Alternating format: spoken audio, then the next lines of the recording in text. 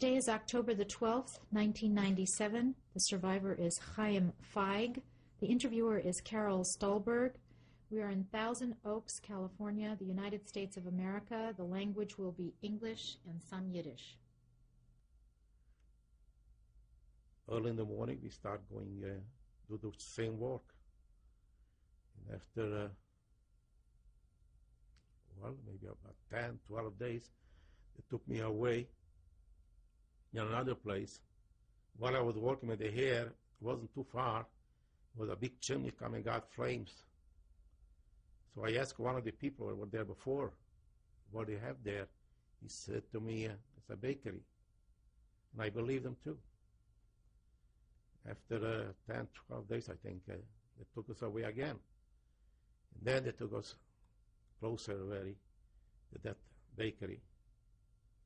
And there was the problem, the biggest problem. And the side, we got in the gate, was another closed-in place, which the little babies, that was loaded with kids, hundreds and hundreds of kids. No barrack, no roof, no tents, no nothing. In the open field. And you heard the screaming and shouting, different language for their mama. And then they made us to bring him out, 5 in the line. Then we realized where it's very, in that big box, the gas chamber. And it was on 24 hours a day. If after 12, 14 hours we were working, take another shift came in and doing the same thing and keep on bringing him in. Let me ask you something. At this point, did you know where you were, which camp you were in? I still don't know. I find out later on because we start talking to each other. One of the men was there before in the gas chamber working. He said to me, well, how you like to be dead soon? I says, what do you mean? He says, after 90 days, 3 months, you're going to be going in there too. He says, what? He says, yes. This are the rules. This is going to happen. But get used to it. I realize where I am, because I don't know nothing about it. Did anyone ever tell you the name of the camp? You know, after that, they say Auschwitz. But that's all what I know about. And they start, they wouldn't let us out anymore. We have that barrack there in the same camp. It's a separate camp completely. And I didn't see the people where I worked before. I didn't see them anymore. Let me ask you, who chose you to go work at the gas chamber? It was SS and also the capos. The capos was the leaders, the supervisors. Most of them was Jewish also, and also some German prisoners too. They used to work, supervise. Some of them was a civilian clothes.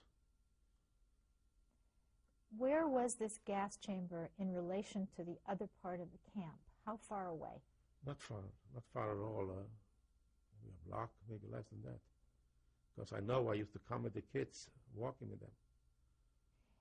How far away was the gas chamber, would you say, from the arrival area where the trains would come? Well, it was quite a bit. We took some trucks, not too long. Maybe half an hour, maybe less than that. How many gas chambers were there? I think it was only one, so far I remember. The gas chamber was one big one, it's like a barrack. The burning was a 1-2 on the side. So your memory is that there was one gas chamber, very large, yeah, and one crematorium. Yes. What kind of barracks did you stay in? It was the same bed like we have in the other place, more or less the same. And where was it in relation to the gas chamber? It wasn't too far away. Half block, maybe less than that. Who was with you in this group that you were working with? same like myself, was from us, the group, we got us out from there, 15 or 20. Were you all Jewish? Yes, I think so. Yeah, I think it was all Jewish. We did different kind of work there. We didn't do only that. We made some holes in the ground for the ashes. Different, each day, or rather 2-3 days, we did the same thing then, but we could never get out to the other places where we used to be before. So, are you saying to me that you had no contact with the other population of the camp? No.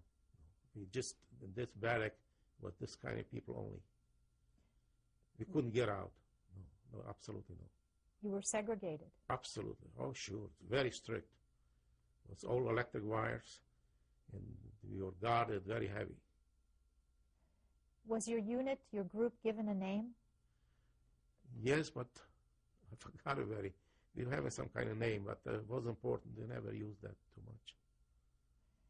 Who was in charge of you in this special barracks where you were? Or the capos, the Jewish too, and SS natural. Do you remember any names of the people who were watching you? No. First of all, the SS, we never know their names anyway. And the names of the people watching us, the prisoners, whatever we call them, I don't remember their names. No, this is quite a few years. I even don't know their names. There used to be their names sometime, the numbers.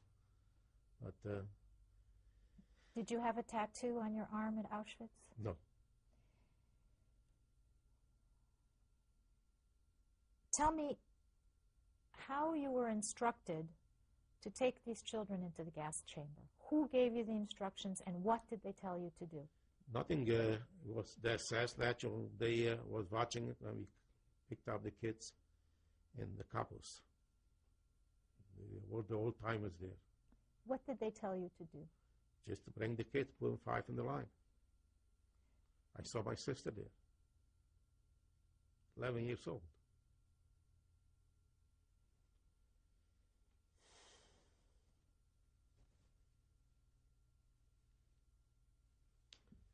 Yeah.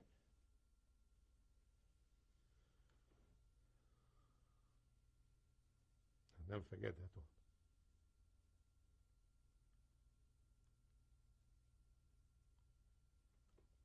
Can you tell me about it?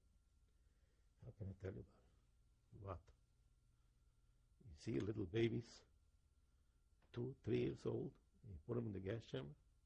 What can I tell you? An animal wouldn't do it. On and on and on. I used to go out at night time, used to hear screaming and shouting, "Mommy, Mama." And no help. It was raining and windy outside. And there on the open field, what can I tell you about it?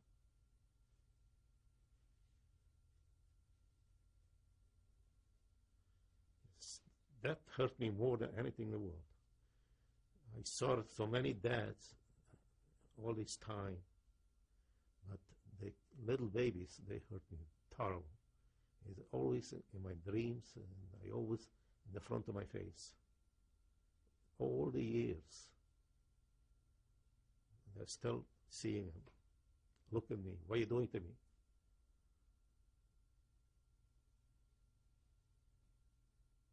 Can you realize you're doing this all day long, every day?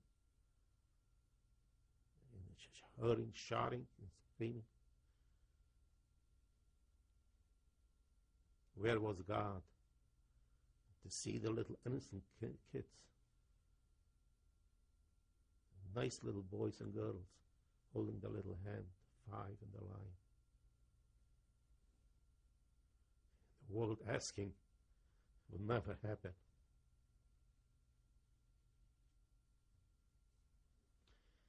Yeah.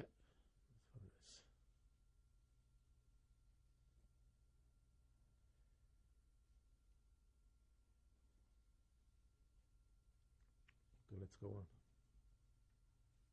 How many children do you think the gas chamber could hold at one time? At least 40, 50 kids, maybe more. They used to just squeeze them together. I never counted. He used to tell us, stop, and that's it. Who would tell you? The SS and the couples. Was it always the same SS? No. No. There were different kind, different areas.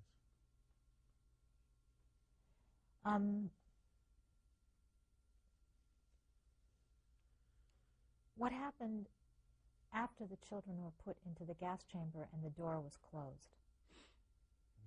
We took them out and we put them in the crematorium. 2, 3 in the time, sometimes 4. We fooled them in. A trail, a rack like that. When the doors were closed, what did you do? Where did you go? Get prepared for the rest, the next, and the next. How long did it take? That was always the same. Sometimes it takes a half hour, sometimes an hour, sometimes a little longer. It wasn't the same time. And gas them. Can I ask you to put the tissue down for a second? That's all right. It's just making noise for the mic. I'm sorry. Mr. Feig, when the doors of the gas chamber were opened, who opened the doors? We sometimes open up and sometimes the couples. The SS were waiting there, waiting to see what's going on. They were looking in. They were having little holes and to look in what's going on from outside. Were you aware of how the gas chamber operated? Yes or no? I know it was some tanks and they open up some valves, but I don't know exactly how it was operating, where it come from. It was another end from the building. So when the doors were open, what were you told to do and how did you do it? We just pulled them out and transferred them, sometimes little wagons, and we just put them in to burn them. Were you actually putting them into the crematorium as well? Many times.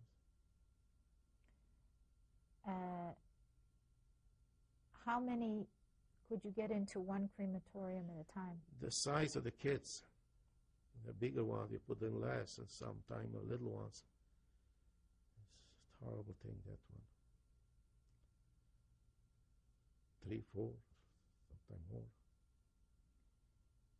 How many hours a day did you work? Well, from start daylight until late in the evening. So 7 days. So how many children could you process at one time, do you think, during one day? How many would be killed? It's hard to tell. A couple hundred, maybe more. Were there adults brought in as well? Not too many there. We have some, but not too often. Was some, yes. Did they talk to you? Did they ask you what was happening? They wouldn't let us talk to them. We couldn't open up our mouth. It was strict not to talk to anybody. Poor people don't know where they're going.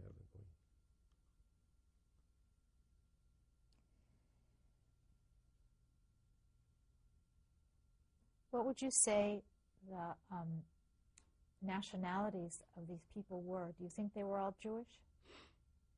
I think so. The color from their faces looked like they're Jewish.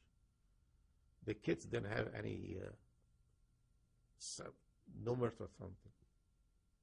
No. The adults were having some numbers.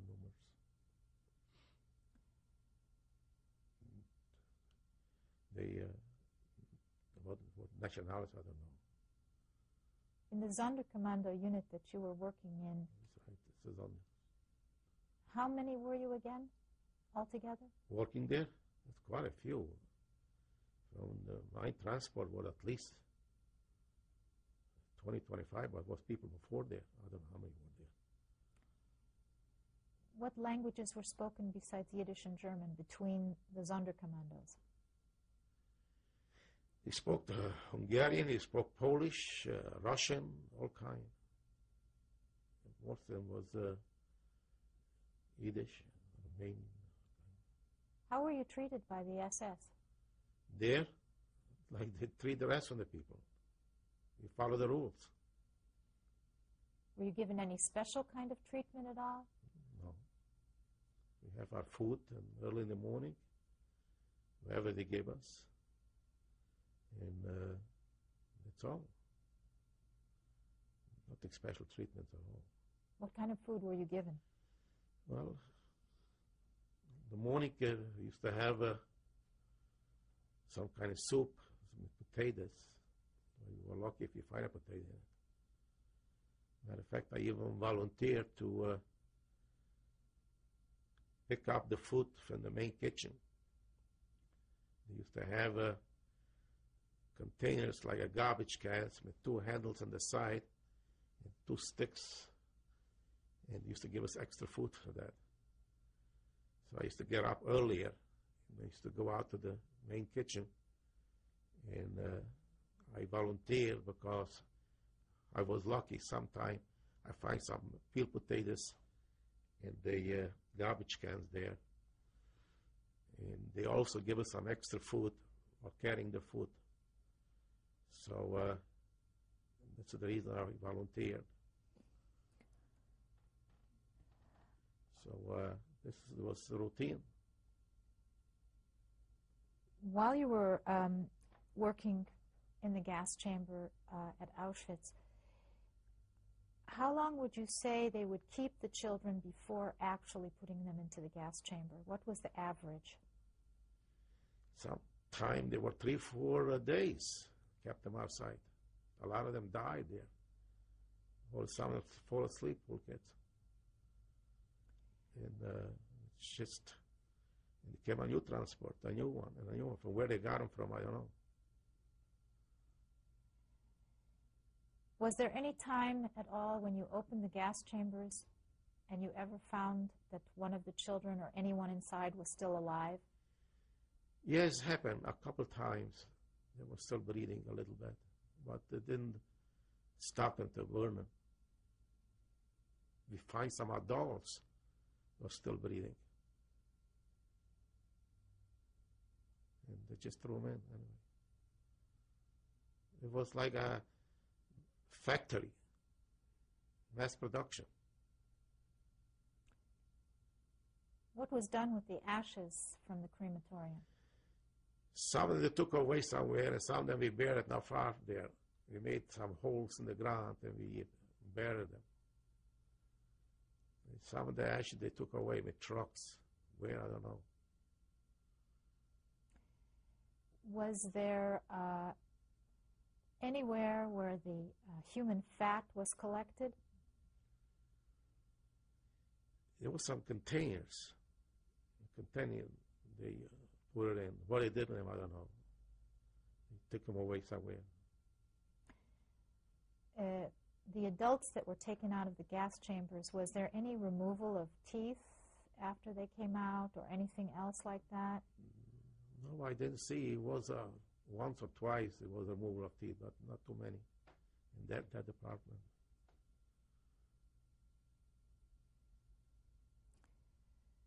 How long were you there altogether? Doing that, what kind of work? It was about 6 weeks maybe. I made up my mind, somehow, some way, I'll get out. And I just don't know how or when. And every day I was thinking about that. How can I get out?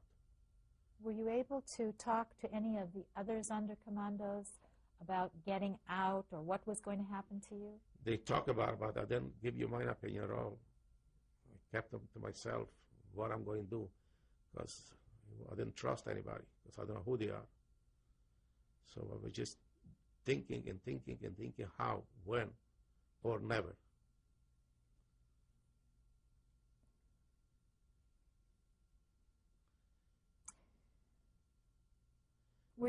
I'm sorry.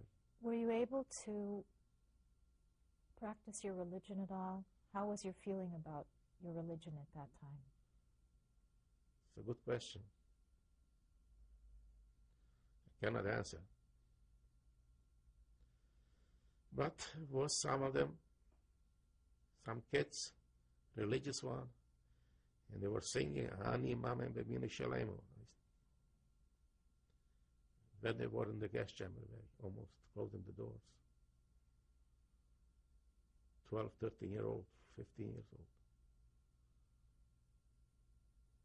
But how I felt, I don't know. I couldn't say that. What do you think kept you going that 6 weeks while you were doing that work? It wasn't me. Devil. Confused. But you're always trying. I was raised religious. Always maybe somehow, someday, I'll get out. I believe in that. God to help him. The last minute, somehow the clouds will go away. The question is, maybe just dreaming, or maybe it'll be a reality. But I didn't give up. I was still hoping. Maybe this religious, if I grow up, hold me to it. I don't know. But here I am. So after a period of 6 weeks working at the gas chamber, what happened? They put us collect clothes, prisoner clothes, some civilian clothes, and the kids, and all so far, all different kind of stuff. And we loaded it in a truck. Was this in addition to what you were doing in the gas chamber? Well, each day was something else. So that day, they put me in to do that. And I was dreaming. Maybe. My mind was made up. I'm going to try. Whether I'm going to die another 4 or 5 weeks, or I'm going to die right now. So I figured, let me try. God to help me. And I was on the top of the clothes there, 3, 4 hours, 5 hours.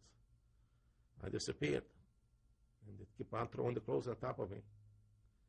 And it was all done.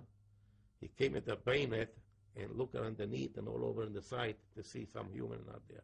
Who was this that was looking? Says. And I saw his bayonet was an inch away from my body. And I said, oh, this is the end. And they took the people away from the truck. And the truck leaving, opened the gate, and that's it.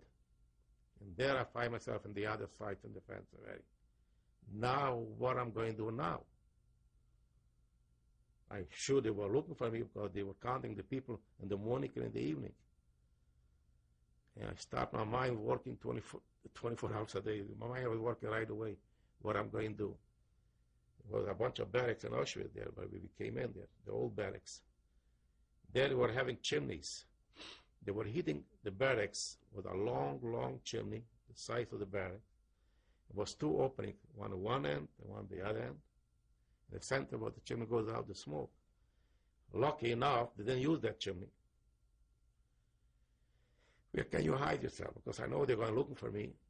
The dogs will find me because they find everybody else. Looked and looked myself in. And I said, let me try the chimney. So I opened up those metal gates. Some of them, on one side was no gate at all. It was a metal to cover it. It was open, was no metal for some reason. And one was closed. So I got in the chimney and I moved myself in closer to the air. And I'm sitting there and hoping maybe miracles will happen. I don't know how long I'm going to be there. Nighttime, 12, 1 o'clock, I didn't have a clock to watch, but I figured out more or less that people were sleeping there and everything. I used to go out and steal a piece of bread, or go out to the washroom, wash myself up a little bit, and have some water, and find a bottle there on one of the beds between the prisoners there. And I steal their bottle, I fill it up with water, and I got back to my little sweet bed. Let me stop you here before you go any further. I want to just finish up something before we go on. Let me take you back. I'd like to ask you, please, to describe the gas chamber for me and the oven itself, what it looked like. Well, it was a long barrack. And some pipes was out inside. I didn't know even where they come from, how they come from. Steel doors. I think it's a cement floor, if I remember correctly. We used to wash them up right away. Bloody and everything else. And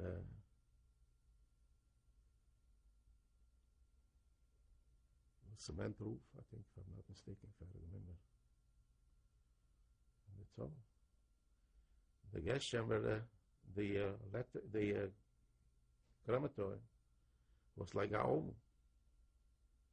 Matter of fact, they have them here now. They check you out your chest like that, put you in, roll it in. And the flames came from the bottom. How they came, I don't know. I never walked around underneath what they're doing there. Somebody else, engineers worked there. And were you ever inside the gas chamber itself? Did you to go clean in? up, yes, many times. What did it look like inside when you looked around? It was like a shower heads. It wasn't shower head, but some pipes comes out. And then I know what it is. It's supposed to be a shower.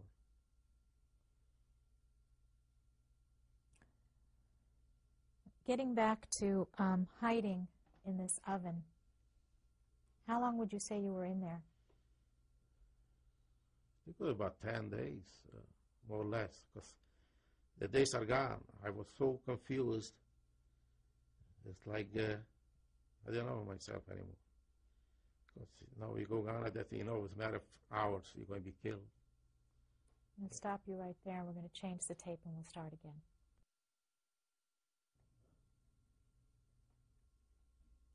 This is tape 5 with Mr. Chaim Feig. Mr. Feig, you were hiding in this chimney in Auschwitz after escaping from the Sonderkommando unit. How were you able to stay there the whole 10 days without being found? I don't know myself. Looked like the dogs couldn't smell there for some reason. Otherwise, I wouldn't be here at all. I know the only way, because if I were to go outside, they would have got me right away. And I felt that it's no use. I'm going to get killed now or going to get killed later. I know it's a matter of time. They're going to find me and be executed on the spot. They even wouldn't talk to me twice. They were very, very important for them. Nobody should get out from there.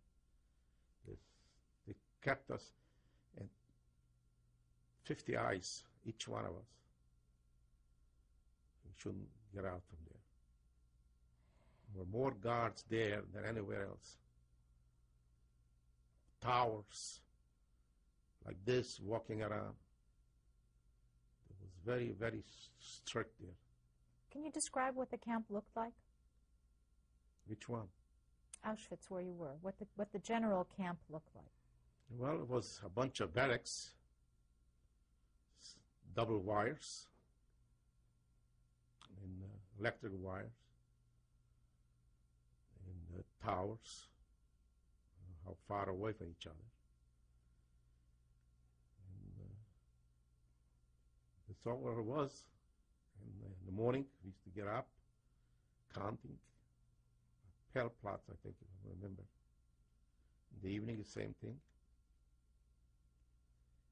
And give us the food in the morning, wherever it was. And same in the evening. So, you mentioned before that you were in this chimney for 10 days. What happened after the 10 days? Now comes the trick. I used to listen in with the people talking there at nighttime. Two Hungarians were talking to each other, and they were saying, you know what I heard? That we're going to be transferred from here. And two SS were talking to each other. a matter of a few days. It was after 6, 7 days that I was in it. I was thinking, well, maybe I'm going to be the lucky one. How can I do that? I was planning and planning and planning. And I heard the last day, they were talking about another group. He says, oh, I saw a lot of trucks start coming in. They are going somewhere. So my mind was start working. How can I get involved, mixed up with the other people? I put up, make sure I'm clean in the morning. I got out to Appel.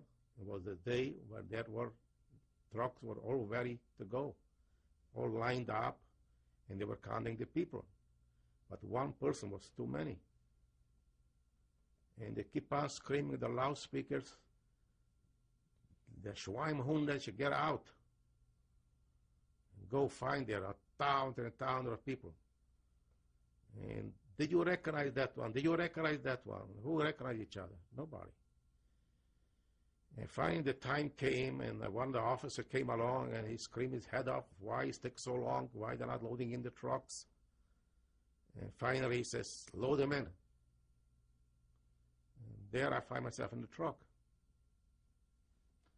This was my biggest happiness in my lifetime. I got my neshama back. I got in the truck. I figured from here, I'm going to be okay, because I'll be like the rest of them.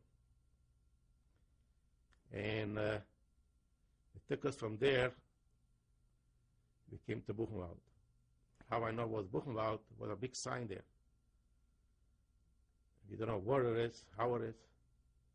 We arrived there. I don't remember how much longer it took us to get there. But no, we were all packed in the trucks. So let me ask you, you left Auschwitz when? Do you remember when it was? No, I'm sorry. What year was it? 44.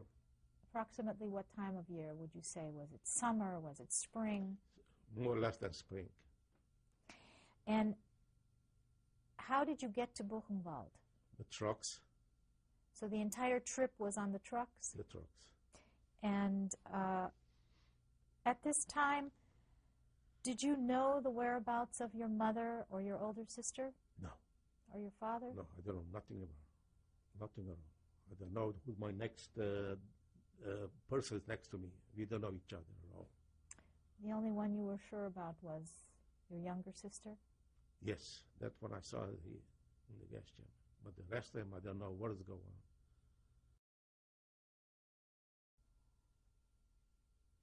Tell me how you were instructed to take these children into the gas chamber.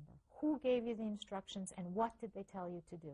Nothing was the SS natural. They was watching it when we picked up the kids in the campus. The old timers there. What did they tell you to do? Just to bring the kids, put them 5 in the line. I saw my sister there, 11 years old.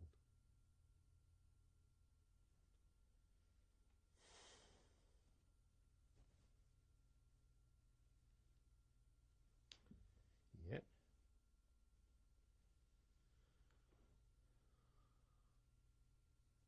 I'll never forget that one.